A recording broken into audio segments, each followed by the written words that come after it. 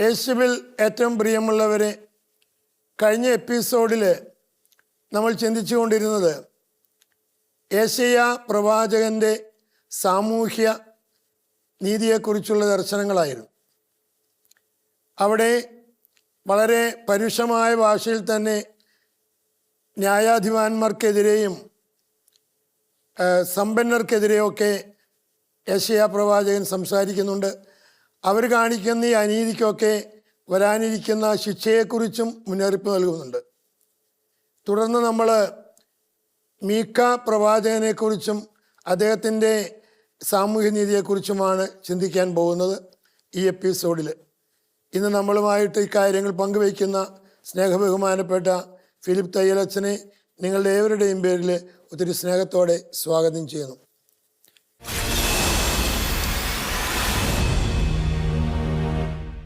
അച്ഛാ, നമ്മൾ കഴിഞ്ഞ ആഴ്ചയിൽ യെശയ്യാ പ്രവാചകൻ്റെ സാമൂഹിക ദർശനം പറഞ്ഞ് അവസാനിപ്പിച്ചു. നമ്മൾ തുടർന്ന് മീക്ക പ്രവാചകനെ കുറിച്ചാണ് ഇനി പറയാനുള്ളത്. നമുക്കത് ആരംഭിച്ചാലോ? യെശയ്യാ പ്രവാചകന്റെ സമകാലികനാണ് മിക്ക പ്രവാചകനും. അദ്ദേഹം യൂദായുടെയും ജെറൂസലേമിൻ്റെയും തിന്മകളെക്കുറിച്ച്, അകൃത്യങ്ങളെക്കുറിച്ച് സംസാരിക്കുകയും ഈ തിന്മകളിൽ നിന്നും അകൃത്യങ്ങളിൽ നിന്നും പ്രത്യേകിച്ച് സാമൂഹ്യമായിട്ടുള്ള നീതിക്ക് വിരുദ്ധമായിട്ടുള്ള തിന്മകൾ, അകൃത്യങ്ങൾ ഇത് അവസാനിപ്പിച്ചില്ലെന്നുണ്ടെങ്കിൽ വലിയ ശിക്ഷാവിധിയായിരിക്കും യൂദയായും ജെറൂസലേമും നേരിടേണ്ടി വരുന്നത് എന്ന് അദ്ദേഹം ഓർമ്മിപ്പിക്കുന്നുണ്ട്. അത് യൂദായിലെ പ്രധാനപ്പെട്ട നേതാക്കൾ അവരെല്ലാവരും അകൃത്യങ്ങൾ ജീവിക്കുന്ന ആൾക്കാരാണ്. പ്രത്യേകിച്ച് ജനത്തെ സംരക്ഷിക്കേണ്ട ആളുകൾ, പുരോഹിതർ, ന്യായാധിപന്മാർ, ഭരണാധികാരികൾ, സമ്പന്നരായിട്ടുള്ള മനുഷ്യർ. അപ്പോൾ ഇവർ ദൈവത്തിൻ്റെ കൽപ്പനയ്ക്ക് വിരുദ്ധമായിട്ട് പ്രവർത്തിച്ച് അന്യായവും അക്രമവും അനീതിയും അഴിമതിയും പ്രവർത്തിക്കുന്നവരായിട്ട് മാറുകയാണ്. അത് ഈ മിഖായുടെ പുസ്തകം 3-ാമത്തെ അധ്യായം 9 മുതൽ 11 വരെയുള്ള വാക്യങ്ങളിൽ ഈ വിഭാഗങ്ങളുടെ തിന്മയെക്കുറിച്ച് പറയുന്നു. പിന്നീട് അവർക്കുള്ള ശിക്ഷാവിധിയെക്കുറിച്ച് പറയുകയാണ്. അതിൽ 9 മുതൽ 11 വരെയുള്ള വാക്യങ്ങൾ സാറൊന്ന് വായിക്കാവോ? യാക്കോബ് ഭവനത്തിൻ്റെ തലവന്മാരെ, ഇസ്രായേൽ കുടുംബത്തിലെ അധിപന്മാരെ, കേൾക്കുവിൻ. നിങ്ങൾ നീതിയെ വെറുക്കുകയും ഋജുവായതെല്ലാം വളച്ചു കളയുകയും ചെയ്യുന്നു. രക്തത്താൽ നിങ്ങൾ സിയോൻ പണിതുയർത്തുന്നു, അധർമ്മത്താൽ ജെറൂസലേമും. അതിൻ്റെ ന്യായാധിപന്മാർ കോഴ വാങ്ങി വിധിക്കുന്നു, പുരോഹിതന്മാർ കൂലി വാങ്ങി പഠിപ്പിക്കുന്നു, പ്രവാചകന്മാർ പണത്തിന് വേണ്ടി ഭാവി പറയുന്നു. അപ്പോൾ ഇത്രയും തിന്മകളാണ് പറയുന്നത്. യാക്കോബിന്റെ ഭവനത്തിന്റെ തലവന്മാരെ, ഇസ്രായേൽ കുടുംബത്തിലെ അധിപന്മാരെ കേൾക്കുവിൻ. അവർക്ക് നേരെയുള്ള ഒരു കുറ്റാരോപണമാണ്. അപ്പോൾ ഇവരെക്കുറിച്ച് പറയുന്നത്, നിങ്ങൾ നീതിയെ വെറുക്കുകയും നീതിക്ക് വേണ്ടിയിട്ട് നിലകൊള്ളേണ്ടവരാണ്. നീതിയെ വെറുക്കുകയാണ് നിങ്ങൾ. എന്തിനെ മുറുകെ പിടിക്കണോ, എന്തിനെ ആശ്ലേഷിക്കണോ, എന്തിനോട് സ്നേഹം കാണിക്കണോ, അതിനെ വെറുക്കുകയാണ്. നിങ്ങൾ നീതിയെ വെറുക്കുകയും, അതായത് നീതി എന്ന് പറയുന്നത് അവരുടെ ജീവിതത്തിൻ്റെ പരിസരത്തൂടെ പോയിട്ടില്ല, അത് അടുപ്പിക്കാനായിട്ട് പരിസരത്തേക്ക് വരാനായിട്ട് ഇവർ അനുവദിക്കുകയില്ല. നീതിയെ വെറുക്കുകയും ഇർജുവായതെല്ലാം വളച്ചു കളയുകയും ചെയ്യുന്നുള്ളതാണ്. അപ്പോൾ ഇർജുവായതിനെ നേരെയായിട്ടുള്ളതെല്ലാം വളച്ച് ഇതാണ്. അങ്ങനെയാണല്ലോ നമ്മൾ ലൂപ്പ് ഹോൾസ് എന്ന് കാണുന്നത്. ഏതെങ്കിലും തിന്മയിലേക്ക് ന്യായീകരിക്കാൻ വേണ്ടിയിട്ട് വളഞ്ഞ വഴികൾ, വളഞ്ഞ ആരോപണങ്ങളൊക്കെ ഉപയോഗിക്കുന്നത്. അതെ, അപ്പം എല്ലാം വളച്ചുകെട്ടി ചെയ്യുക, വളയുകയും ചെയ്യുന്നു. രക്തത്താൽ നിങ്ങൾ സിയോൺ പണിതുയർത്തു. രക്തത്താൽ എന്ന് പറഞ്ഞിട്ടുള്ളവരെ കൊന്നു എന്നുള്ള അർത്ഥത്തിലല്ല ഉദ്ദേശിക്കുന്നത്. അപ്പം പാവപ്പെട്ട നിങ്ങളുടെ കരങ്ങൾ രക്തമംഗലമാണെന്ന് യെശയ്യാ പറയുന്നുണ്ട്. എന്തുകൊണ്ടാണ്? അനീതി പ്രവർത്തിക്കുന്നു, ദരിദ്രനെ അവമതിക്കുന്നു, അവനെ പീഡിപ്പിക്കുന്നു, അനാഥകരെയും വിധവകളെയും ഒക്കെ എതിരെ നിങ്ങൾ പ്രവർത്തിക്കുന്നു, അവരുടെ നീതി നിഷേധിക്കുന്നു എന്നുള്ളതാണ്. രക്തപങ്കിലമാണെന്നുള്ളതാണ്. അത് കൊലപാതകത്തിന് തുല്യമാണെന്നുള്ളതാണ്. രക്തത്താൽ നിങ്ങൾ സിയോൻ പണിതുയർത്തുന്നു, അധർമ്മത്താൽ ജെറൂസലേമും. എന്നിട്ട് പറയുകയാണ്, അതിൽ സംരക്ഷിക്കേണ്ട വേറെ ചില വിഭാഗങ്ങളുണ്ട്. അല്ല, ന്യായാധിപന്മാർ കോഴ വാങ്ങി വിധിക്കുന്നു, പുരോഹിതന്മാർ കൂലി വാങ്ങി പഠിപ്പിക്കുന്നു, പ്രവാചകന്മാർ പണത്തിന് വേണ്ടി ഭാവി പറയുന്നു. എല്ലാവരും പെട്ടിട്ടുണ്ട് ആണ്, എല്ലാവരും. അതായത് ജനത്തെ സംരക്ഷിക്കാനായിട്ട് കടപ്പെട്ടിരിക്കുന്ന വിഭാഗങ്ങൾ, പ്രത്യേകിച്ചും ഭരണകർത്താക്കൾ, ന്യായാധിപന്മാർ, പുരോഹിതർ, പ്രവാചകന്മാർ എന്നുള്ളതാണ്. എല്ലാവരും സ്വന്തം കാര്യമാണ് നോക്കുന്നുള്ളതാണ്, വേണ്ടി പഠിപ്പിക്കുന്നു എന്നുള്ളതാണ്. അപ്പം പിന്നീട് അവരുടെ ശിക്ഷാവിധിയെക്കുറിച്ച് പറയുന്നുണ്ട്, നമുക്ക് പിന്നീട് കാണാം. അപ്പം ഇവർ, അതായത് ജനത്തെ സംരക്ഷിക്കാനായിട്ട് പ്രത്യേകമായ ദിവസത്തിൽ വിളിക്കപ്പെടുക, നിയോഗിക്കപ്പെടുകയൊക്കെ ചെയ്യുന്ന ആൾക്കാർ ജനത്തിൻ്റെ സംഹാരകരായിട്ട് മാറി എന്നുള്ളതാണ്. ഇങ്ങനെയുള്ളൊരു കാര്യമാണ്. അപ്പോൾ പ്രത്യേകിച്ച് സമ്പന്നവർഗത്തിൻ്റെ പാപത്തെക്കുറിച്ച് പറയുന്നൊരു കാര്യമാണ്. സമ്പന്നവർഗം എന്ന് പറയുന്നത് ഇവരിങ്ങനെ ചൂഷണം ചെയ്യുന്ന, അതായത് ന്യായമായിട്ടുള്ള മാർഗത്തിലൂടെ സമ്പന്നരായിട്ടുള്ളവരല്ല, അനീതി പ്രവർത്തിച്ച് സമ്പന്നരായിട്ടുള്ള വ്യക്തികളെക്കുറിച്ച് അവർ രണ്ടാമത്തെ അധ്യായത്തിൽ അവരെക്കുറിച്ച് പറയുകയാണ്. അവർ ദുഷ്ടരായിട്ടുള്ള മനുഷ്യരാണ്, അവർ ദുഷ്ടതയെക്കുറിച്ചാണ്. 2-ാം അധ്യായം 1-ാമത്തെ വാക്യം മുതലുള്ള ഇതാണ്. കിടക്കയിൽ വച്ച് തിന്മ നിരൂപിക്കുകയും ദുരുപായങ്ങൾ ആലോചിക്കുകയും ചെയ്യുന്നവർക്ക് ദുരിതം. ഇവരിതൊരു ചൂഷണമാണ്. കിടക്കയിൽ വെച്ച് തിന്മ നിരൂപിക്കുകയും ദുരുപായങ്ങൾ ആലോചിക്കുകയും ചെയ്യുന്നവർക്ക് ദുരിതം എന്നുള്ളതാണ്. നമുക്കറിയാമല്ലോ, കിടക്കയിൽ വെച്ച് വിശ്രമിക്കാനായിട്ട് പോവുകയാണ്. ഉറങ്ങാൻ പോയാലും ഇതാണ് ചിന്ത. അതെ, വിശ്രമിക്കാൻ പോകുമ്പോഴും രാത്രി പോലും, പകലിൻ്റെ അധ്വാനത്തിന് ശേഷം വിശ്രമിക്കേണ്ട രാത്രിയിൽ പോലും അവൻ തിന്മയാണ് ചിന്തിക്കുന്ന, ദുരുപായങ്ങളാണ്, അതായത് തെറ്റായിട്ടുള്ള ഉപായങ്ങളാണ് നോക്കുന്നവർ. അതായത് കിടക്കയിൽ വെച്ച് തിന്മ നിരൂപിക്കുകയും ദുരുപായങ്ങൾ ആലോചിക്കുകയും ചെയ്യുന്നവർക്ക് ദുരിതം, ഈ സമ്പന്നവർഗം. എന്നിട്ട് അടുത്തത്, കയ്യൂക്കുള്ളതിനാൽ പുലരുമ്പോൾ അവരത് ചെയ്യുന്നു. കയ്യൂക്കുള്ളതിനാൽ പുലരുമ്പോൾ അത് ചെയ്യുന്നു. നേരം വെളുക്കാൻ ഇങ്ങനെ കാത്തിരിക്കുകയാണ്. അപ്പം അവരുടെ തിന്മയുടെ ചിന്തയും അതിനുശേഷമുള്ള തീരുമാനവും തിന്മയുടെ പ്രവൃത്തിയും അത് നേരം വെളുക്കുമ്പോൾ അവർ നടപ്പാക്കുന്നുള്ളതാണ്. എന്നിട്ട് അടുത്തത് പറയുന്നുണ്ട്, അതെ, അവരത് ചെയ്യുന്നു. അവർ വയലുകൾ മോഹിക്കുന്നു, അവർ പിടിച്ചടക്കുന്നു. അതാണ്, അവർ വയലുകൾ മോഹിക്കുന്നു. ഒരാഗ്രഹം വരികയാണ്, ഇന്ന വയൽ കിട്ടണം. അത് മോഹിച്ചു കഴിഞ്ഞാൽ പിന്നെ അങ്ങനെ ഒരു ചിന്ത വന്നു കഴിഞ്ഞാൽ അത് സ്വന്തമാക്കുക എന്നുള്ളതാണ്. ഏത് വഴിയും അത് വില കൊടുത്ത് വേണമെന്നൊന്നും നിർബന്ധമൊന്നുമില്ല, അത് സ്വന്തമാക്കുന്നു. നമുക്കറിയാമല്ലോ, നമ്മുടെ നാട്ടിലുള്ള ചില ഒരു പ്രധാനപ്പെട്ട രാഷ്ട്രീയ നേതാവിനെ കുറിച്ച് പറയുന്നൊരു കാര്യമാണ്. ഒരാഗ്രഹം വന്നു, യാത്ര ചെയ്യുന്ന സമയത്ത് മനോഹരമായെന്ന് തോന്നുന്ന ഒരു വസ്തു കണ്ടു, മനോഹരമെന്ന് തോന്നുന്ന ഒരു ഭവനം കണ്ടു. ഉടനെ വണ്ടി നിർത്തി അത് പുറത്തു നിന്നൊക്കെ ഒന്ന് വീക്ഷിക്കുന്നു. പിന്നെ തൻ്റെ അനുചരന്മാരോട് ഇത് വേണമെന്ന് പറയുന്നു. അവരെങ്ങനെയെങ്കിലും അത് മേടിച്ചു കൊടുക്കുന്നുള്ളതാണ്. അത് ചിലപ്പോൾ പൈസ കൊടുത്തായിരിക്കാം, തുക കൊടുത്തായിരിക്കാം, അല്ലെന്നുണ്ടെങ്കിൽ ഭീഷണിപ്പെടുത്തിയിട്ടായിരിക്കാം. ഇപ്പോൾ വിൽക്കാനായിട്ട് താല്പര്യമില്ലായിരിക്കാം ഇതിൻ്റെ ഉടമയ്ക്ക്, ചിലപ്പം ഭീഷണിയായിരിക്കും പ്രയോഗിക്കുന്നത്. അവരെ കൊന്നിട്ടായാലും ഞാൻ പറഞ്ഞ സ്വന്തമാക്കുന്നു എന്നുള്ളതാണ്. അത് സ്വന്തമാക്കുന്നു എന്നുള്ളതാണ്. ഇനി വീടുകൾ മോഹിക്കുന്നു, അവ സ്വന്തമാക്കുന്നു. വീടുകൾ മോഹിക്കുന്നു, അവ പിടിച്ചെടുക്കുന്നു എന്നുള്ളതാണ്.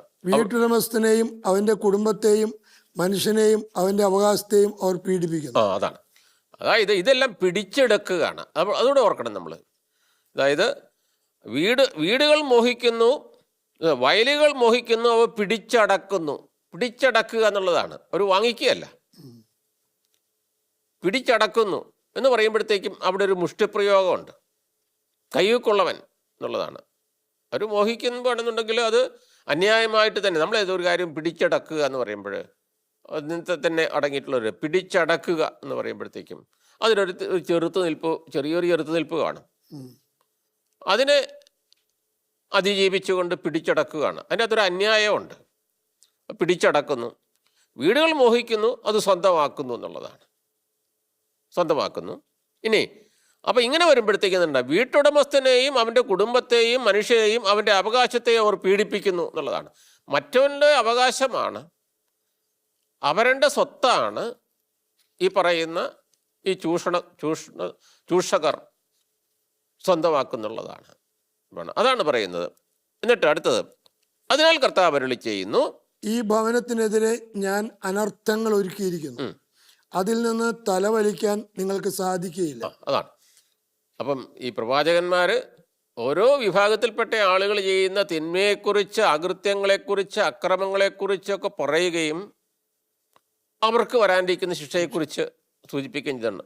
അവർക്ക് ഇനി ആ ശിക്ഷാവിധിയിൽ നിന്ന് മാറാനായിട്ട് സാധിക്കുകയില്ല എന്ന് അദ്ദേഹം പറയുകയാണ്. ഇനി അവർ ചെയ്യുന്ന തിന്മയ്ക്കുള്ള ശിക്ഷ. ഇനി നീതിരഹിതരായിട്ടുള്ള നേതാക്കന്മാർ ചെയ്യുന്നത് എന്താണ്? അത് 3-ാം അധ്യായം അവരെക്കുറിച്ച് പറയുന്നത് എങ്ങനെയാണ്? നീതിരഹിതരായിട്ടുള്ള നേതാക്കന്മാരെ കുറിച്ച് പറയുകയാണ്. 3-ാം അധ്യായം 1 മുതൽ 2 വരെയുള്ള വാക്യങ്ങൾ. യാക്കോബിന്റെ തലവന്മാരെ, ഇസ്രായേൽ ഭവനത്തിന്റെ അധിപന്മാരെ ശ്രമിക്കുവിൻ, നീതി അറിയുക നിങ്ങളുടെ കടമയല്ലേ. അതെ, അതായത് യാക്കോബിന്റെ തലവന്മാരെ, ഇസ്രായേൽ ഭവനത്തിന്റെ അധിപന്മാരെ എന്ന് പറയുമ്പോഴത്തേക്കും ഇസ്രായേൽ ഭവനത്തിനെ സംരക്ഷിക്കേണ്ടവർ, ശ്രദ്ധിക്കുവിൻ, നീതി അറിയുക നിങ്ങളുടെ കടമയല്ലേ. നിങ്ങളുടെ ഉത്തരവാദിത്തമാണ്. അപ്പോൾ അത് നിങ്ങൾ ചെയ്യുന്നൊരു ആനുകൂല്യമല്ല. നീതിയോടുകൂടി ഭരിക്കുക രാജാക്കന്മാരുടെ കടമയാണ്. അറിയുക നിങ്ങളുടെ കടമയല്ലേ. പിന്നെ നന്മയെ ദ്വേഷിക്കുകയും തിന്മയെ സ്നേഹിക്കുകയും ചെയ്യുന്ന നിങ്ങൾ എൻ്റെ ജനത്തിൻ്റെ തൊലി ഉരിഞ്ഞെടുക്കുന്നു.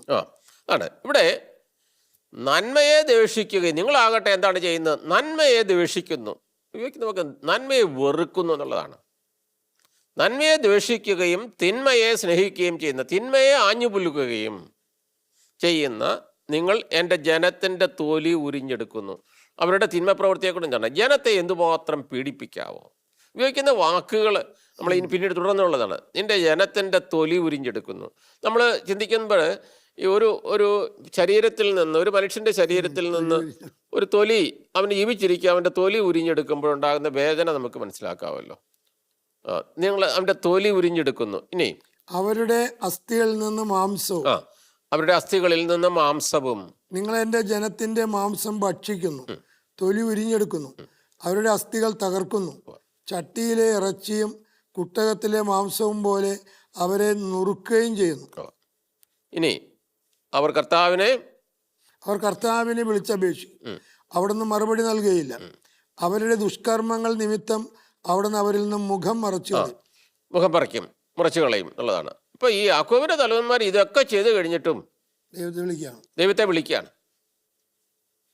അത് മറ്റ് പ്രവാചകന്മാർ ആമോസ് പറഞ്ഞതുപോലെ, മിക്ക പറഞ്ഞതുപോലെ, യെശയ്യാ പറഞ്ഞതുപോലെ തന്നെ ഇവരുടെ അഭയം ദൈവമാണെന്ന് ഇവർ വിചാരിക്കുകയാണ്. അപ്പം ദൈവം വിളി കേൾക്കുകയില്ല. അപ്പം ഇവരെക്കുറിച്ച് വിവരിക്കുമ്പോൾ നമ്മൾ ശ്രദ്ധിക്കേണ്ട ഒരു കാര്യം എന്ന് പറയുന്നത്, ഇവർ ചെയ്യുന്നത് മനുഷ്യൻ്റെ തൊലി ഉരിഞ്ഞെടുക്കുന്നു, മാംസം ഭക്ഷിക്കുന്നു, മാംസം എടുത്തിട്ട് എല്ലുകളിൽ നിന്ന് മാംസം ആയിട്ട് വേർതിരിച്ചിട്ട് അത് ഭക്ഷിക്കുന്നു എന്നൊക്കെ പറയുന്നത്. ഇവരെ എങ്ങനെയാണ് താരതമ്യം ചെയ്യുന്നത്? നരഭോജികളോടാണ്. കനിബാൾസാണ്, നരഭോജികളാണ്. എന്ന് പറഞ്ഞാൽ നരഭോജികൾ അവർക്കൊരു മനുഷ്യത്വം എന്ന് പറയണത് ഇല്ല. സ്നേഹവും കരുണയും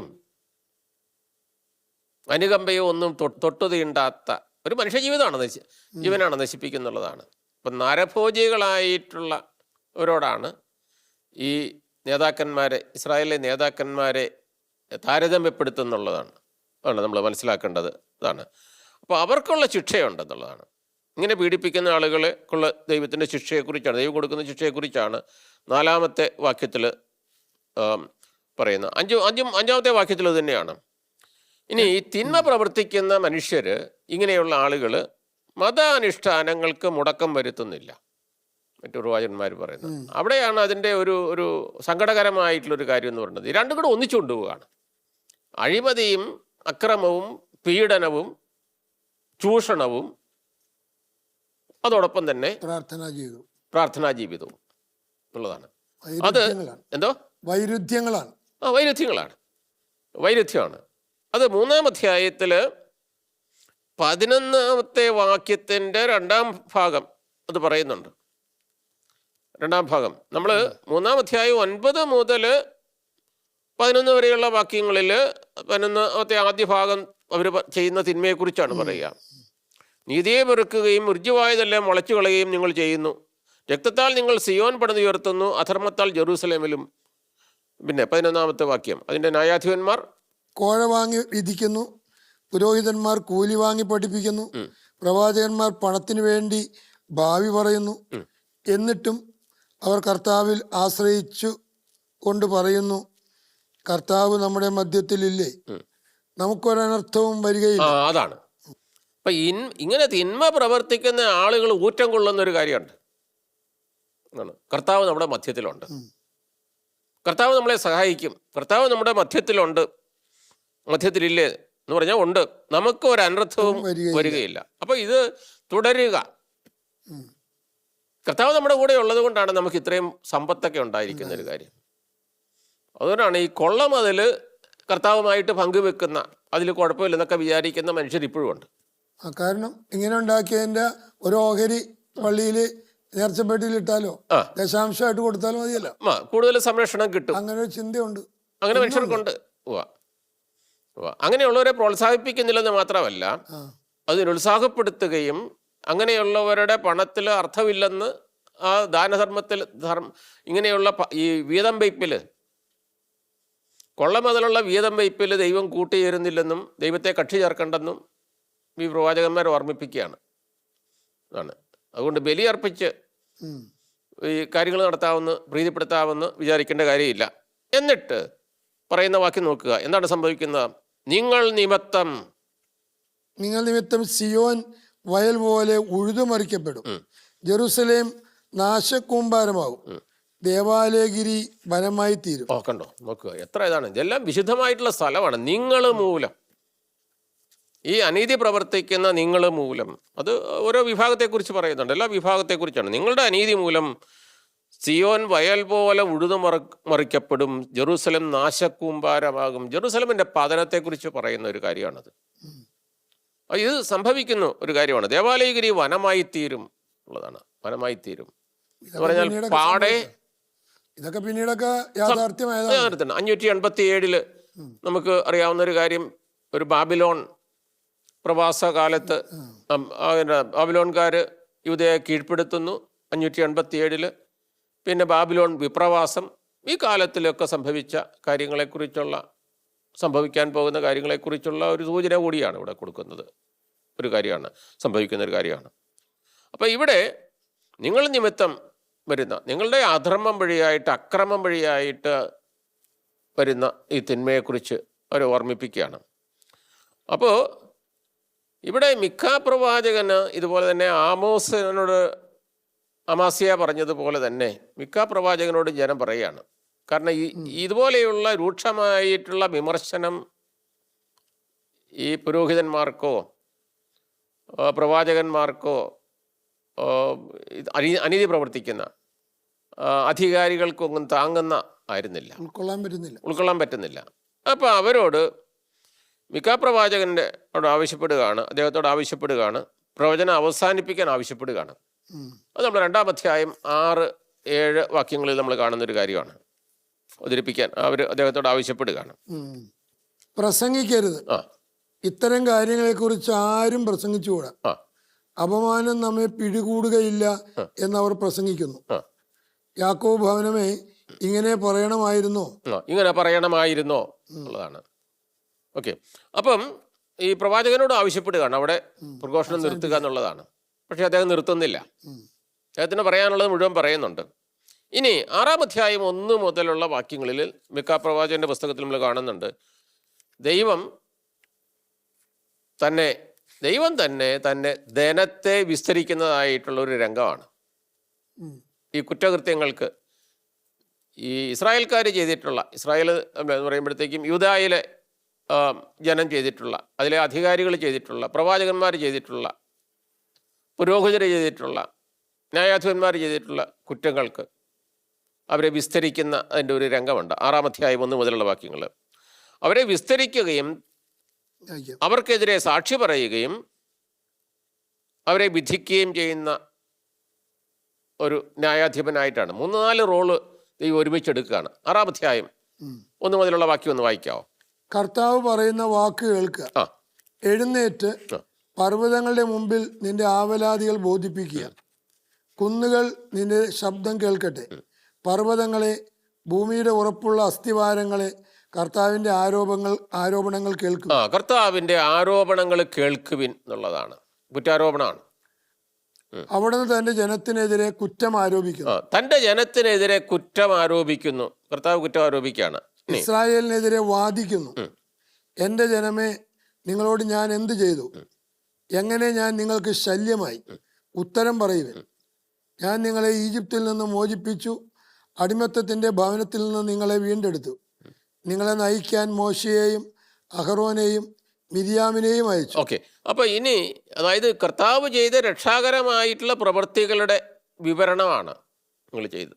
അതായത് കർത്താവിനെ രക്ഷിക്കാൻ വേണ്ടിയിട്ട് രക്ഷിച്ചതും പിന്നീടുള്ള രക്ഷിച്ചതിന് ശേഷമുള്ള രക്ഷാകരമായിട്ടുള്ള പ്രവൃത്തികളെ കുറിച്ചൊക്കെ പറയുന്നത്. എന്നിട്ടും നിങ്ങൾ എന്തുകൊണ്ട്? ഇത് കുറ്റാരോപണമാണ്, വിചാരണ ചെയ്യുകയാണ്. ഇങ്ങനെയുള്ളൊരു കാര്യത്തെക്കുറിച്ച്, തിന്മ ചെയ്തതിനെക്കുറിച്ച് പറയുകയാണ്. എന്നിട്ട് അവരോട് പറയുന്നൊരു കാര്യമുണ്ട്. അത് ഈ 6 മുതലുള്ള വാക്യങ്ങളിൽ നമ്മൾ കാണുന്നൊരു കാര്യമാണ്. അതും നമ്മൾ മുമ്പ് സൂചിപ്പിച്ച കാര്യത്തെക്കുറിച്ചുള്ള അതുമായിട്ട് ബന്ധപ്പെട്ട് നിൽക്കുന്നൊരു കാര്യമാണ്. അതായത് തിന്മ പ്രവർത്തിച്ചിട്ട് ദൈവസന്നിധിയിൽ വന്ന് പ്രാർത്ഥിക്കുകയോ ബലിയർപ്പിക്കുകയോ ഒരുവൻ ചെയ്യുകയാണെങ്കിൽ അതിൽ ദൈവം പ്രസാദിക്കുകയില്ല. ദൈവം ആവശ്യപ്പെടുന്നത് നീതിയുടെ, ന്യായത്തിൻ്റെ പക്ഷത്ത് നിൽക്കുന്ന മനുഷ്യരെയും നീതി പ്രവർത്തിക്കുന്ന വ്യക്തികളെയുമാണ്. ഞാൻ എന്താണ് ചെയ്യേണ്ടത്? 6 മുതലുള്ള വാക്യങ്ങളൊന്ന് വായിക്കാവോ? കർത്താവിൻ്റെ മുമ്പിൽ ഞാൻ എന്ത് കാഴ്ചയാണ് കൊണ്ടുവരേണ്ടത്? അത്യുന്നതനായ ദൈവത്തിൻ്റെ മുമ്പിൽ ഞാൻ എങ്ങനെയാണ് കുമ്പിടേണ്ടത്? ദഹനബലിക്ക് ഒരു വയസ്സുള്ള കാളക്കിടാവുമായിട്ടാണോ ഞാൻ വരേണ്ടത്? അപ്പോൾ അതായത് ഓരോ മനുഷ്യനും ഇത് നമ്മൾ നോക്കേണ്ട ഒരു കാര്യമാണ്. ആചാരാനുഷ്ഠാനങ്ങളിലും അങ്ങേയറ്റം പ്രാധാന്യം കൊടുക്കുന്ന മനുഷ്യരുണ്ട്. തീർച്ചയായിട്ടും ബലിയർപ്പണത്തിൽ നമ്മൾ ആചാരങ്ങളും അനുഷ്ഠാനങ്ങളും ഒക്കെ ഉണ്ട്. അത് വേണം, അത് വളരെ ഭംഗിയായിട്ട് നടക്കണം. പക്ഷേ അതീവ ശ്രദ്ധയോടുകൂടി ഈ അനുഷ്ഠാന വിധികൾ എത്ര നമുക്കറിയാമല്ലോ, കുമ്പിടുന്നതുണ്ട്, കൈവിരിച്ച് പിടിക്കുന്നുണ്ട്, ഇതെല്ലാം ഉണ്ട്. പക്ഷേ കുമ്പിടുമ്പോൾ എത്ര ഡിഗ്രി കുമ്പിടണം എന്ന് പോലും ശ്രദ്ധിക്കുന്ന ആളുകളുണ്ടെന്നുള്ളതാണ്. അത് എത്ര തവണ. അപ്പം ഇങ്ങനെ ഓരോന്ന് കൃത്യമായിട്ട് ശ്രദ്ധിക്കുന്ന, അതിലേതെങ്കിലും തരത്തിലുള്ള ഒരു തെറ്റ് വരുത്തുകയാണെന്നുണ്ടെങ്കിൽ, തെറ്റ് വരുത്തുക എന്ന് പറയുമ്പോഴത്തേക്കും ബോധപൂർവം എന്നുള്ളതാണ്. തെറ്റ് വരികയാണെങ്കിൽ എല്ലാം പോയി എന്ന് മാത്രമല്ല, അതിനോട് അങ്ങേയറ്റം അസഹിഷ്ണുത കാണിക്കുന്ന ആളുകളുണ്ട്. എനിക്കറിയാം, ഈ ആചാരാനുഷ്ഠാനങ്ങളിൽ അതീവ ശ്രദ്ധ പുലർത്തുന്ന, അതിൻ്റെ ഏറ്റവും ചെറിയ അംശത്തിൽ പോലും എന്തെങ്കിലും അബദ്ധത്തിൽ ഒരു അബദ്ധം സംഭവിക്കുകയാണെന്നുണ്ടെങ്കിൽ ചെയ്യുന്ന ആളുകൾ, അതിനെക്കുറിച്ച് പറയുന്ന ആൾക്കാരുണ്ട്. അപ്പോൾ ഇവിടെ അദ്ദേഹം പറയുന്നൊരു കാര്യമുണ്ട്. അത്യുന്നതനായ ദൈവത്തിന് മുമ്പിൽ ഞാൻ എങ്ങനെയാണ് കുമ്പിടേണ്ടത്? അതിനുപോലും ഒരു നിഷ്ഠയുണ്ട്. ദഹനബലിക്ക് ഒരു വയസ്സുള്ള കാളക്കിടാവുമായിട്ടാണോ ഞാൻ വരേണ്ടത്? ഒരു മാസം കൂടെ കൂടിക്കഴിഞ്ഞാൽ എങ്ങനെയായിരിക്കും എന്നുള്ളതാണ് ഒരു ഇതുണ്ടാണ്. 1000കണക്കിന് മുട്ടാടുകളിലും 10,000കണക്കിന് എണ്ണ പുഴകളിലും അവിടുന്ന് സംപ്രീതനാകുമോ? നിങ്ങൾ എണ്ണ പുഴകൾ ഒഴുകിക്കഴിഞ്ഞാലും ദൈവം സംപ്രീതനാകുമോ എന്ന് ചോദിക്കുകയാണ്. എൻ്റെ അതിക്രമങ്ങൾക്ക് പരിഹാരമായി എൻ്റെ ആദ്യയാതന ഞാൻ നൽകണമോ? അല്ലേ? അപ്പം ഇനി എന്താണ് വേണ്ടതെന്ന് പറയുകയാണ്. 8ാമത്തെ വാക്യം വളരെ പ്രധാനപ്പെട്ട ഒരു വാക്യമാണ്. മനുഷ്യ, നല്ലത് എന്തെന്ന് അവിടെ നിനക്ക് കാണിച്ചു തന്നിട്ടുണ്ട്. നീതി പ്രവർത്തിക്കുക, കരുണ കാണിക്കുക, നിന്റെ ദൈവത്തിൻ്റെ സന്നിധിയിൽ വിനീതനായി ചരിക്കുക. ഇതല്ലാതെ മറ്റെന്താണ് കർത്താവ് നിന്നിൽ നിന്ന് ആവശ്യപ്പെടുന്നത്? അതാണ് ഒരു വിശ്വാസിയിൽ ദൈവം ആവശ്യപ്പെടുന്നത് എന്താണെന്ന് പ്രവാചകൻ ഓർമ്മിപ്പിക്കുകയാണ്. മിക്ക പ്രവാചകനും ഓർമ്മിപ്പിക്കുകയാണ്. മനുഷ്യ, എന്താണ് നീ ചെയ്യേണ്ടത്? മനുഷ്യ, നല്ലത് എന്തെന്ന് അവിടെ നിനക്ക് കാണിച്ചു തന്നിട്ടുണ്ട്. നീതി പ്രവർത്തിക്കുക, കരുണ കാണിക്കുക, നിന്റെ ദൈവത്തിൻ്റെ സന്നിധിയിൽ വിനീതനായി ചരിക്കുക. ഇതല്ലാതെ മറ്റെന്താണ് കർത്താവ് നിന്നിൽ നിന്ന് ആവശ്യപ്പെടുന്നത്? അപ്പോൾ ഇവ ചെയ്യാനായിട്ടാണ് യഹൂദരോട് മിക്ക പ്രവാചകന് ആവശ്യപ്പെടുന്നത്. തൻ്റെ പുസ്തകത്തിൽ. അല്ലെങ്കിൽ ദൈവത്തിൻ്റെ ശിക്ഷാവിധി നിങ്ങൾ ക്ഷണിച്ചു വരുത്തും എന്ന് ജനത്തിലെ നേതാക്കന്മാരോടും പ്രവാചകന്മാരോടും പുരോഹിതന്മാരോടും ന്യായാധിപരോടും സമ്പന്ന വർഗത്തോടും, സമ്പന്ന വർഗം എന്ന് പറയുമ്പോൾ നമ്മൾ ഉദ്ദേശിക്കുന്നത് സമ്പന്നരായിട്ടുള്ളവരല്ല, ചൂഷണം വഴി ആയിട്ട് സമ്പന്നരായി തീർന്ന ആളുകളോട് പറയാം. യേശുവിൽ ഏറ്റവും പ്രിയമുള്ളവരെ, നമ്മൾ ഈ എപ്പിസോഡ് ഇവിടെ അവസാനിപ്പിക്കുകയാണ്. നമ്മളെ ഈ എപ്പിസോഡിൽ ചിന്തിച്ചുകൊണ്ടിരുന്നത് സാമൂഹ്യ നീതി പ്രവാചകനായ മീഖ പ്രവാചകനിലൂടെ ദൈവം സംസാരിക്കുകയായിരുന്നു. എത്രമാത്രമാണ് പ്രവാചകന്മാരും പുരോഹിതന്മാരും ഭരണകർത്താക്കളും ന്യായാധിപന്മാരുമെല്ലാം അനീതിയും അക്രമവും കാണിച്ച് പാവപ്പെട്ടവരെ ചൂഷണം ചെയ്തതെന്ന്. അവരതോടൊപ്പം ഇവരൊക്കെ ഭക്തിയുടെ വലിയ പരിവേഷം ചാർത്തുന്നവരുമായിരുന്നു. എന്താണ് ദൈവം ആഗ്രഹിക്കുന്നത്? സത്യവും നീതിയും കരുണയുമാണ് ദൈവം ആഗ്രഹിക്കുന്നതെന്നും പ്രവാചകൻ വെളിപ്പെടുത്തുകയാണ്. ഇന്ന് നമ്മളോട് ഈ കാര്യങ്ങളെല്ലാം പങ്കുവെച്ച സ്നേഹബഹുമാനപ്പെട്ട ഫിലിപ്പ് തയ്യലച്ചനെ നിങ്ങളുടെ ഏവരുടെയും പേരിൽ ഒത്തിരി സ്നേഹത്തോടെ നന്ദി പറയുന്നു. നിങ്ങളുടെ വിലയേറിയ അഭിപ്രായങ്ങളും നിങ്ങളുടെ നിർദ്ദേശങ്ങളും ഞങ്ങൾക്ക് എഴുതുക. കത്തുകൾ അയക്കേണ്ട വിലാസം: ദ പ്രൊഡ്യൂസർ, ബൈബിളിലെ സാമൂഹ്യ ദർശനം, goodness TV, divine vision complex, Muringoor PO, Chalakudy 680309. മറ്റു എപ്പിസോഡിൽ നമ്മൾ വീണ്ടും കണ്ടുമുട്ടുന്നത് വരെ നന്ദി, നമസ്കാരം.